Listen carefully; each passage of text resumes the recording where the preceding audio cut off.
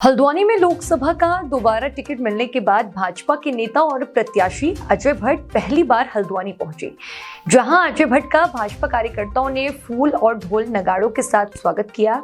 वहीं आज भाजपा की लोकसभा चुनाव कार्यकारिणी समिति की भी बैठक हुई। समिति के अध्यक्ष कैबिनेट मंत्री सौरभ बहुगुणा ने इस बैठक की अध्यक्षता की।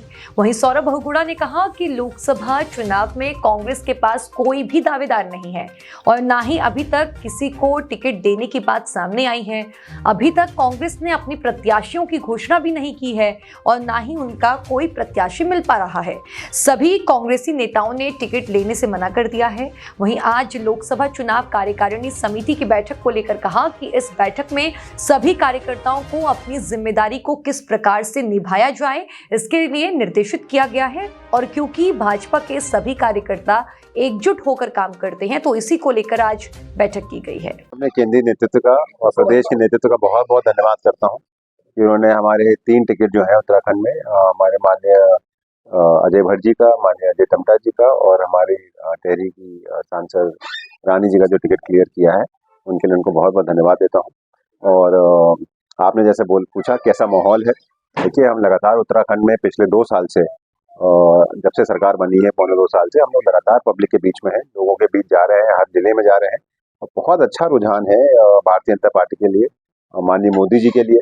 और मैंने अभी कुछ दिन पहले जब हमारी कैबिनेट थी 4 तारीख को, मैंने प्रेस के बंधुओं को एक स्टेटमेंट भी दिया था कि इस बार ऐसा हो सकता है कि 1-2 सीटें जो है कांग्रेस के पास कैंडिडेट ही ना हो और बीजेपी निर्विरोध जीते। और मुझे लग रहा है कि स्थिति बनने वाली है, क्योंकि कोई भी व्यक्ति टिकट लेने के लिए तैयार नहीं है कांग्रेस का। आप खुद देखिए, उनके बड़े नेता जो हैं, चाहे वो माननीय यशपाल आर्या जी हो, चाहे वो हरीश रावत जी हो, सब टिकट लेने से मना कर रहे हैं कि हमको टिकट नहीं चाहिए। तो ये दिखाता है कि जो राइटिंग है वॉल पे वो सबको साफ साफ दिख रही है कि जो इस बार चुनाव होगा लोकसभा का, 5 सीटें बहुत ही भारी बहुमत से भारतीय जनता पार्टी के सभी कैंडिडेट जीतेंगे। 2 सीटों पर पेच फंसा हुआ है। देखिए, भारतीय जनता पार्टी का कार्यकर्ता बहुत ही समर्पित कार्यकर्ता है, उसको कोई निर्देश देने की जरूरत नहीं होती। हमारी पार्टी की खूबी ही यही है कि हम एक कार्यकर्ता बेस्ड पार्टी है, हम नेता बेस्ड पार्टी नहीं है। और हम सिर्फ चुनाव पार्टी जो है जनता के बीच में नहीं रहती है। हम 5 साल जनता के बीच में मेहनत करते हैं, बूथ लेवल पे मेहनत करते हैं, सबसे नीचे स्तर पे जो हमारे कार्यकर्ता हैं उनके साथ बैठते हैं, उनसे चर्चा करते हैं, वो पब्लिक के साथ बैठते हैं, उसका फायदा हमको चुनाव में होता है।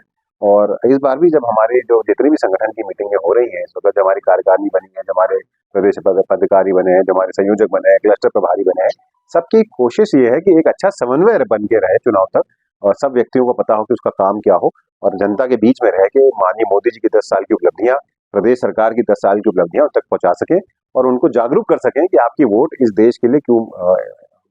सबसे पहली बात कि दुखसंघ की आपने बात कही, मैं देखिए सबसे पहले भारतीय जनता पार्टी के समस्त जितने भी दुखसंघ के अध्यक्ष और डायरेक्टर जीते हैं, और ये पहली बार हुआ है उत्तराखंड में कि जब से उत्तराखंड प्रदेश बना है कि कोई भी हमारा चुनाव निर्विरोध सारे हमारे डायरेक्टर और चेयरमैन जीत के आए हैं। कांग्रेस मुक्त भारत का जो मोदी जी का सपना था वो दुखसंघ ने करके दिखाया है। हमने कांग्रेस मुक्त किया दुखसंघ को।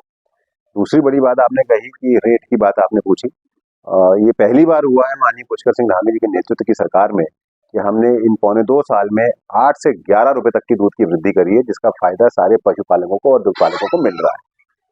देखिए, मैं अनाउंस नहीं करना चाह रहा हूं क्योंकि ये 12 तारीख को एक हमारा प्रोग्राम है। दूध की रेट की बात करी, 12 तारीख को समस्त प्रदेश के पशुपालकों को माननीय मुख्यमंत्री जी की तरफ से और हमारी सरकार की तरफ से और मेरी तरफ से एक तोहफा दिया जाएगा। हम कोशिश करेंगे कि 12 तारीख को उसकी घोषणा हो, आज यहाँ पे नहीं कर रहा हूँ।